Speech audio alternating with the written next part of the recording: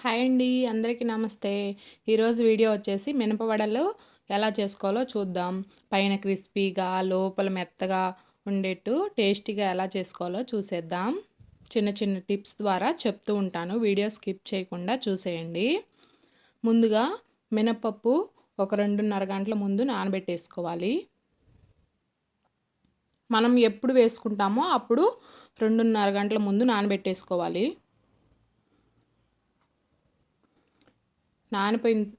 చూడండి, నేను నానిపోయిన తర్వాత మాత్రం చూపిస్తున్నాను.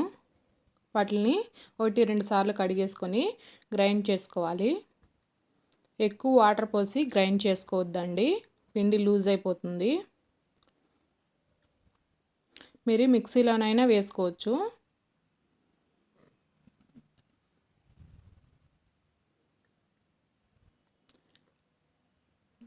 కొంచెం కొంచెంగా వాటర్ పోసుకుంటూ యాడ్ చేసుకుంటూ వేసుకోండి.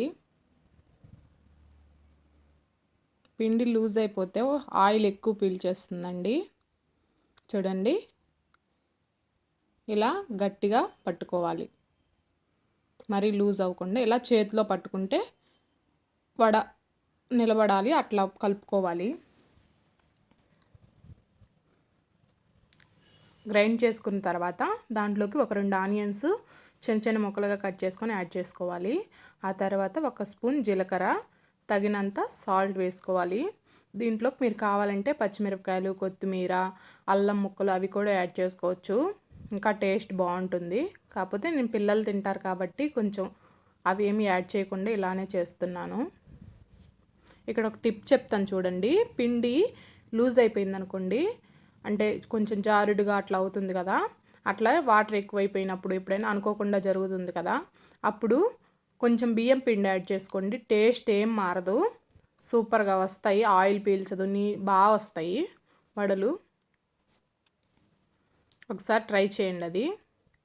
ఆ తర్వాత ఒక 2 మినిట్స్ పక్కన పెట్టేశాను. నేను ఆల్రెడీ కొన్ని వేసేసాను, మీకు చూపించడం కోసం చూడండి. ఫస్ట్ చేయిని నీళ్ళల్లో తడి చేసుకోవాలి. ఆ తర్వాత వడని కొంచెంగా పిండి తీసుకొని అలా వేసేసి హోల్ చేసేసి బాగా కాగిన నూనెలో వేసేసుకోవడమే. నూనె బాగా కాలి ఉండాలండి. వేసేసిన తర్వాత మీడియం ఫ్లేమ్లో పెట్టేసేయండి, అప్పుడు బాగా వస్తాయి. చూడండి ఎంత బాగా వచ్చాయో. అంతేనండి ఈ వీడియో కనుక మీకు నచ్చినట్లయితే లైక్ చేయండి, షేర్ చేయండి, సబ్స్క్రైబ్ చేయండి. మీ ఫ్రెండ్స్ అండ్ ఫ్యామిలీ మెంబర్స్కి షేర్ చేయండి. Thank you for watching.